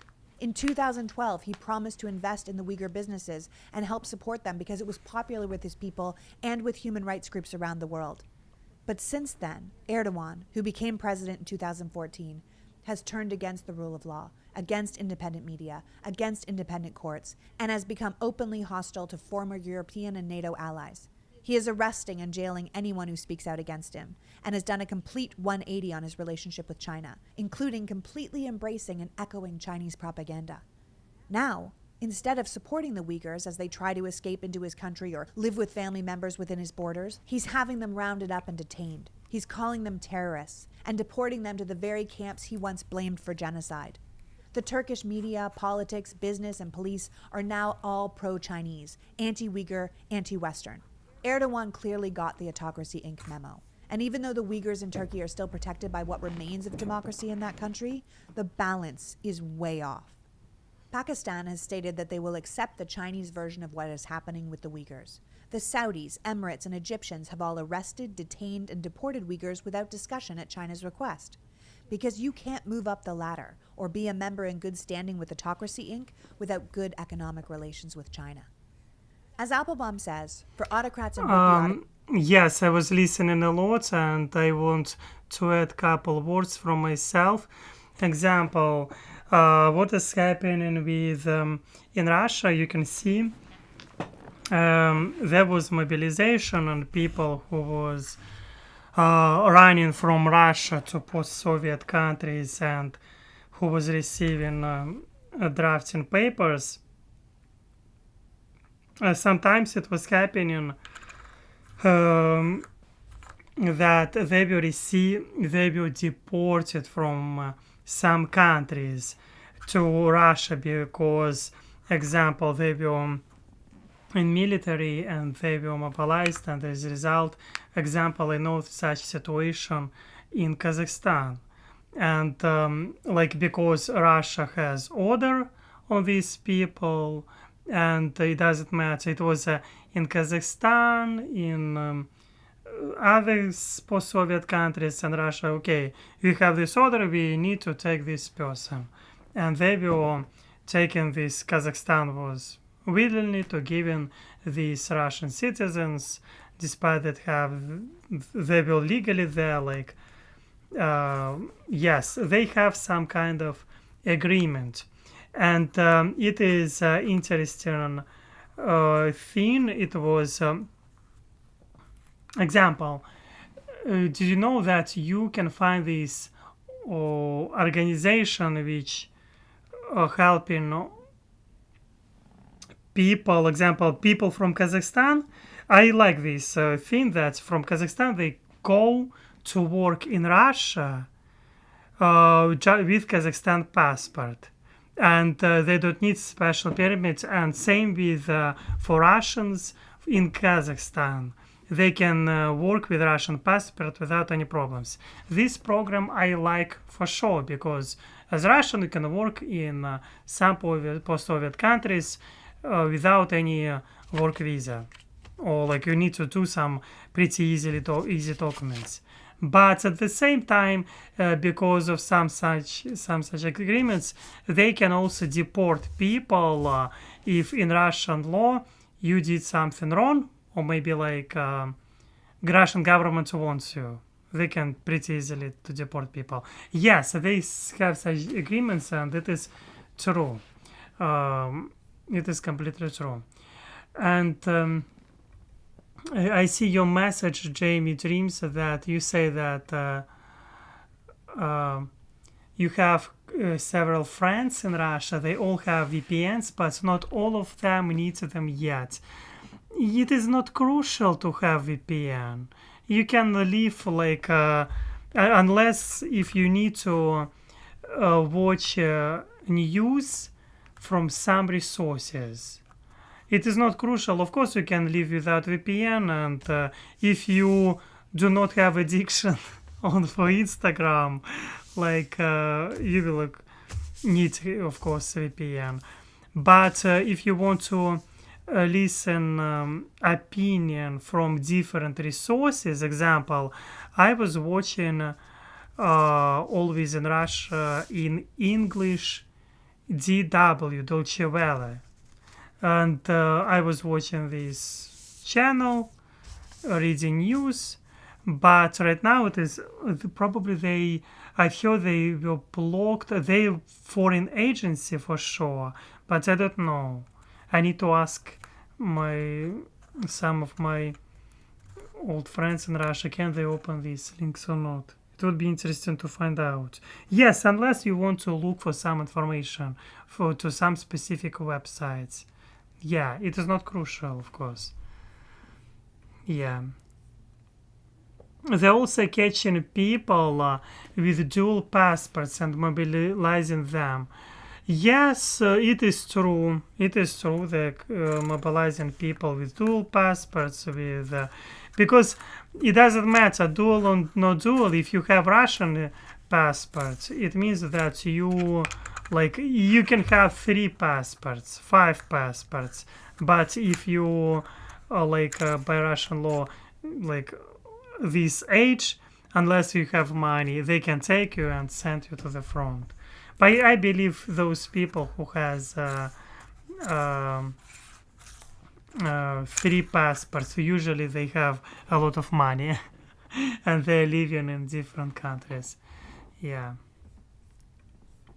Yeah.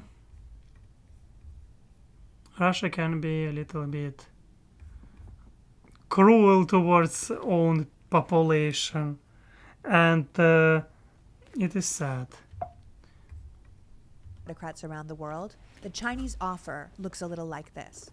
Agree to follow China's lead on Hong Kong, Tibet, Taiwan, the Uyghurs, and human rights. Buy Chinese surveillance equipment. Accept massive Chinese investment, preferably into companies you personally control, or at least that pay you kickbacks. And then sit back and relax, knowing that however bad your image becomes in the eyes of the international human rights community, you and your friends will remain in power. And really, how different is that than what's happening here in the States? Russia is already manipulating our political conversations, using social media, fake websites, funding for extremist parties, hacking private communications of our major political parties, and has clearly made major inroads with the Republicans. The Chinese have infiltrated our higher education at American universities to shape academic debate into China's favor. They've broken into pro-Chinese democracy offices in D.C. and Maryland, approached activists in the U.S. to persuade them to return to China, while others have had strange accidents. But the Chinese influence is even more subversive than that. China is currently bankrolling a majority of major Hollywood productions, so they've been able to change what we make, what we say about them, what goes into the movie. I know that China invested in the U.S. economy a lot, like keeping in debt, American debt, like trillions dollars or something, I'm not sure. And they're withdrawing this money right now from American economy, and by this they're just selling their debt or doing this economical maneuver. And because of sanctions, I was watching video, because of sanctions against Russia, they saw that can happen with money which government was keeping in America, they immediately, China decided to step by step to sell their debts in American economy. In American debts, I don't know how it's named. Again, I'm not an economist. But yes, I need to maybe to watch in future some video about this. What is happening in economical field between countries? It would be interesting to look about. And yeah, I'm just happy Alex and Zach got out. Zach? Yeah, well, I mean, I'm happy maybe the most of all because, yeah, for me it is completely changing my life, and yes, I'm the happiest person ever. Like, why not? I'm studying, I'm learning, I'm trying to understand what is happening, and I hope that in future I will start study in political science program. And again, what I'm trying to do here, I do not have professional opinion. I do not know a lot of things. Here I'm trying to understand, I'm learning to talk, and I'm learning to to understand things, what is happening. That's better to do online, why not?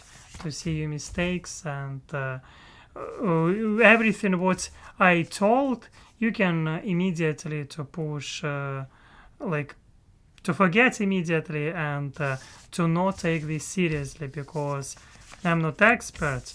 If you want to listen real experts about Russia and politicians, one of them it is Maxim Katz and Ekaterina Shulman. Maxim Katz, he has YouTube channel, he has English subtitles. Listen them, not me. I am just person who is trying to understand. Ekaterina Shulman, she's not always has English subtitles, but if you know Russian language or studying Russian language, you can gain a lot from her. Yes. Thank you, Lisa Marshall. You can support me in Buy Me a Coffee. It is amazing because I'm saving money right now for my first car ever. And what ideologies are promoted. They created TikTok, which I can tell you from personal experience does not want us understanding each other, but fighting. This I'm not understanding. Like, they created TikTok. I don't know. I do not have TikTok. But TikTok, it is like Instagram, TikTok, everything for me the same. It is applications. And like in all social media, people can use propaganda. In all social media, doesn't matter which you're talking about. TikTok, Instagram, Twitter, VK, classmates, Facebook. Everywhere people using propaganda. And everywhere people can use this. It doesn't matter. They created the way how should say this. Everyone created something. I mean, it is strange. Hate and division among American citizens. But because of their population, their technological advances, and the market they offer, to get their money, you have to play by their rules. And their rules and democracy do not go hand in hand. Yeah, I see interesting comments from all of you. And yes, Alex, you went through hell and high water. Get to America now. You're free and have rights and be yourself. Yeah, I'm happy. I'm trying to just to study, to relax, to look on things in calm way, and to be myself. Thank you. You're right. And Jamie, selling treasury from the US and buying your own treasury and yen is a great way to make your own currency have more value temporarily, which is what China has been doing. One of the things, of course, in economy, they have right to do what they have. It is their money, it is their decision, their country. Why not? It is free economy. That's kind of like thing. Yes. The US government was going to try ban TikTok a while back, but failed. I mean, like, how it's like I'm not understanding how you can ban TikTok and how you can ban like Russia right now bans Instagram. Like it is extremist organization in Russia. And when I started to hear that in the USA they tried to do the same, I was like, what? Like they banned in Russia Twitter. It is like extra, like everyone is using by VPN. And of course, if like it will be, what the hell? I'm not understanding these movements of banning. Like banning, it is not decision. Restrictions, it is not decision. It is what Russia is doing. Like Russia banned Instagram, and like people using this Instagram. Let's be honest. By using VPN, people can use Instagram, but officially it is an application which people should not use. Yeah, but people still using, millions of people. But millions of people moved to Russian social media. As a result, if in the USA, in country of freedom, I don't know, and I'm lucky, and I think that it is good that they didn't ban anything, because it is not fun to ban anything. In 2019, after the general manager of the Houston Rockets tweeted his support for the pro-democracy movement in Hong Kong, the NBA... Yes, they tried to ban TikTok because it was owned by a Chinese company. I don't know, again, about this, a lot of things, but banning, yes, if it was Chinese or like, it is social media, that's all. What did you expect from social media? Russia is banning social media. And banning it is not good. It is not showing your country as, yeah, and I'm happy that they didn't ban, because it is not showing it like freedom like it is. Like people have right to use application whatever they want. Unless this application two extremists, like it is like it is proved that it is extremist. But these applications usually they have people who is working there and deleting this content, cruel content, and there you can find mechanism which deleting this cruel content. Yeah. Let's go. Commissioner, along with a bunch of NBA stars, publicly apologized to China so they wouldn't lose money in the Chinese market. For those of us who believe in the power of America to support democratic values and human rights around the world, this behavior was the grossest type of pandering, and very alarming that such a powerful company from such a democratic stronghold would kowtow like that. But this behavior is everywhere. In many ways, America is less democratic than it is capitalistic. So money seems to come before ideology. And if your motivation is financial, you'll do anything for the big money deal. And China, Saudi Arabia, United Arab Emirates, and other non-democratic countries with oligarchs all offer the big money deal. American pop stars and movie stars get paid millions to perform for and party with some of the worst abusers of human rights in the world. But provided you don't criticize them, the money and opportunities just keep rolling in. Autocracy Inc. seems pretty confident that the Western world's desire for money and power will safely let them continue abusing human rights provided the right people are making a profit. Democratic countries should be helping democratic movements around the world, but the list of major corporations caught up in personal financial and business dealings with China, Russia, and other autocracies is distressingly long. During the heavily manipulated and deliberately confusing Russian elections in September 2021, both Apple and Google removed apps that had been specifically designed to help Russian voters decide which opposition candidate to select. The apps have been created by Putin's nemesis Alexei Navalny's anti-corruption movement, the most viable opposition movement in the country, which itself was not allowed to participate in the election. And Navalny, who remains in prison on ludicrous charges, rightly called out the corporate moguls for being liars and hypocrites who claim to want to make the world a better place, but will bow to the worst of the world for their own profits. If the 20th century was the story of a slow struggle that ended in the victory of liberal democracy over the other ideologies like communism, fascism, extreme nationalism, then the 21st century, if we don't take it seriously, might be just the opposite. The Stanford scholar Larry Diamond says this era is one of democratic regression, and pro-democracy activists all around the world agree that the diplomatic toolbox is deeply out of date. Tactics that used to work against these growing autocracies, like sanctions and public perception, no longer have the same impact. And they can often seem, as Stephen Biegun, the former Deputy Secretary of State, puts it, like an exercise in self-gratification, where we sternly condemn someone or something and then we just move on. Like, the vice president won't be at the Olympics, so there. But it's just not good enough. We need to support democracy, at home and abroad. Republicans don't want Americans to vote. They flood our airways with lies and propaganda. They want to put a very obviously corrupt strongman who already tried to stay in power despite losing the election in power again. And should something happen to him, they have an entire bench of seemingly unscrupulous people waiting to take the crown.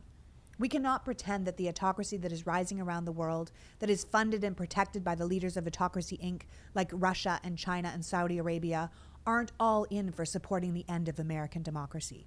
That it wouldn't serve them to take their biggest adversary off the board by simply supporting those who seek to destroy us from within. Remember, Donald Trump Jr. told a business conference in 2008 that Russians make up a pretty disproportionate cross-section of our assets. And in 2016, it appears that that long-term investment in the Trump business empire paid off. In the Trump family, Putin has what Applebaum smartly points out as something better than spies. Cynical, nihilistic, indebted long-term allies who only have their best interest in mind. Perfect candidates for Autocracy Inc. Donald Trump is doing this. Yeah, I want to tell these Jamie Dreams, thank you for your message, and you say that it's really sad that all the people who could help Russia are either in jail or left the country. Apathy kills democracy. It is not about apathy. It is about people have empathy. People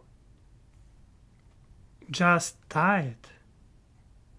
I think that to tell that example.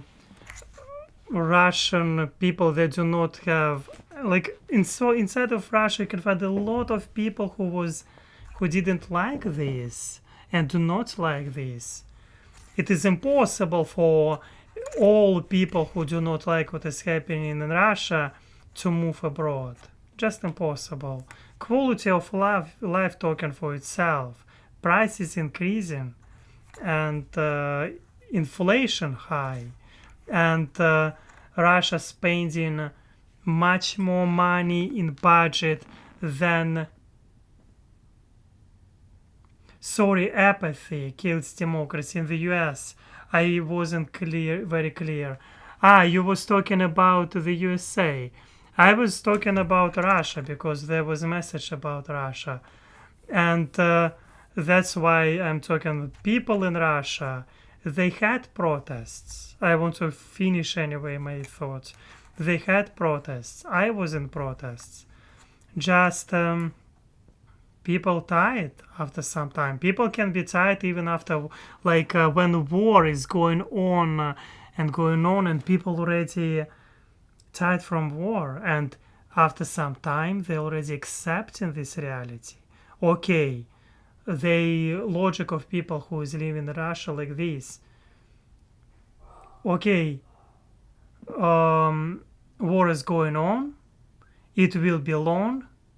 If it will be long, we need somehow to, I don't know, like, and especially policy of European Union not so generous towards Russian immigrants because it is expensive to move. For Russians it is difficult to move to these countries because, yeah, we can see like Roman and the care of that, his situation. And he spent a lot of money on his visa to Europe. That's what I'm talking about. But majority of Russians, they're just moving to post-Soviet countries. And again, they're returning, and they will return. As a result, they will adopt. They will try to adopt to this system which Russia has. Yeah. My personal dream, I hope that I will be all, like, when Russia will be different, when Russia will be more democratic or moving towards democracy, when there will be Putin now in power, because sooner or later he will not be in charge, he will not be in power. It will happen, and I will see these days. Just I hope that I will open the cultural exchange school, English school. That's what I hope for when there will be moments. And it would be nice. But at this moment, let's look for a live stream, a video. Money. His party is doing it for power and control. This is not about the country. It's not about policy. It's certainly not about conservatism. It's Italy under Mussolini and Spain under Pinochet and Germany under Hitler. It's what Putin has done to Russia and what Erdogan has done to Turkey and Lukashenko is doing in Belarus. These autocrats are not going away. They're waiting for the West to be weak enough to take over, and they have waited a long time for this. And if America, the biggest power that could ever stand against them, sets themselves up with their own dictator, then who will be left to stand against them? America needs to be a democratic country. Say what you will about our flaws, and there are many, but the world uses America as a lighthouse in the dark, as an inspiration to the world, and an alternative to those who rule for their own best interests. We have to fix what's happening at home, and then turn our eye to shoring up democracy around the world. As Applebaum says, the only meaningful response to a network of autocracies will be from a network of democracies. But we clearly have a lot of work ahead of us before we can create one that's up to the challenge. The values, or lack thereof, of the autocratic world are corroding the democratic world like a fire hose on a sandcastle. We have something beautiful, but they're destroying it right in front of our eyes, and what are we doing to stop it? We have to come out in such force and numbers that even if we can't pass a single voter protection, they won't be able to gerrymander us into silence, or suppress our voices, or undermine our vote. We have to register new voters and take responsibility for our people. 1/3 of the country doesn't vote. No one has accounted for them. We have to. We have to get everyone we know to vote, to get them registered, to drive them to the polls. We have no choice but to keep the House and expand the Senate. And once we do that, we ignore those who would hold us back for their own selfish means. And we pass sweeping voter protections and bills to shore up our democracy. We show the world how a real democracy is fucking done. We pass truth in broadcasting laws and take the lies out of the equation. We pass corporate finance laws and better insider trading laws, and maybe even laws to publicly fund elections so that everyone has the same amount of money and has to run on their policies and not their billionaire backers' plans. We balance the courts so we are no longer ruled by a corrupt, bought and paid for far-right mockery of our justice system, and we pass popular legislation to help the people, like paid family leave and higher minimum wage and Medicare for all, to prove that real democracy can actually work to help the people. We become what we've always said we were, a shining city on a hill and Autocracy Inc.'s biggest nightmare. Democracy is contagious, and we need the hope of it to spread everywhere. We must protect and support it every time it raises its head. We send money to pro-democratic movements. We have countries like the Ukraine's back. We support the dissidents in Belarus and Turkey and Venezuela. We make it hurt if you cut up one of our journalists. We make it hurt if you have concentration camps or support genocide. We have a gigantic military budget. We need to make less drones and use some of it to support democracies worldwide. We support people like the Kurds. We don't fuck them over. We don't abandon our allies in Afghanistan. We change our foreign policy so it supports not just American influence, but democratic influence around the world. We offer a real alternative to what is rising, not just in America, but beyond. And we make sure that the strongest country in the world remains a democratic country. But this only happens if every single one of you stays engaged. Send money, if you have it, to people like Mark Elias and his Democracy Docket to fight the voter suppression that's happening all over the country. send postcards and run voting drives and get people signed up to vote. You run for local office, especially school boards and local and state election boards. You support the pro-democratic candidates that can turn the tide of Congress, like Tim Ryan in Ohio and Val Demings in Florida. You make sure Mark Kelly and Raphael Warnock keep their Senate seats. Why she's very passionate, and it is her podcast. It is also it is you can see here she has message to people like and she's promoting to do, and yes, I was she makes me want to applaud, and I have this link below in description. I think that I've done with this. No, I didn't finish. Support all Democratic House candidates, legislative candidates, and you push hard for Democratic governors who have the power to protect our elections and our people. You stand. Well, one of the things, by force, you will do only worse. Example, sanctions. They showed in some way those people who was against Russia, those people who was pro-Western, these sanctions hit them too. As a result, people started to change my mind towards Russia. That's why force will do nothing. Like this military, persuading will do opposite. That's what I'm sure. People should do choice by themselves. It must be their choice, because bases will turn against. If that's what kind of democracy if people was forced to do this. It must be the people's choice, movements, and of themselves, their decision.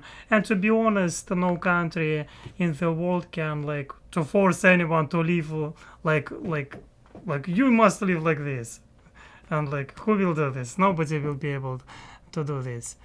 And people should do their choice. I hope that they will do right choice for them. It must be because it is their life. Example, if we are talking about Venezuela, it is their country, and it must be their decision how they want to live and how they must to live. China, same situation. Taiwan, same situation. Hong Kong, the same situation. And sometimes interference can make worse. People should be delicate with this to look because example, in Afghanistan, Russia, Soviet Russia, USSR had troops. As a result, USSR withdraw troops. 10 years was the USSR. What's happened? Nothing. I mean, and also USSR was giving selling weapons to both sides of the conflict. Same with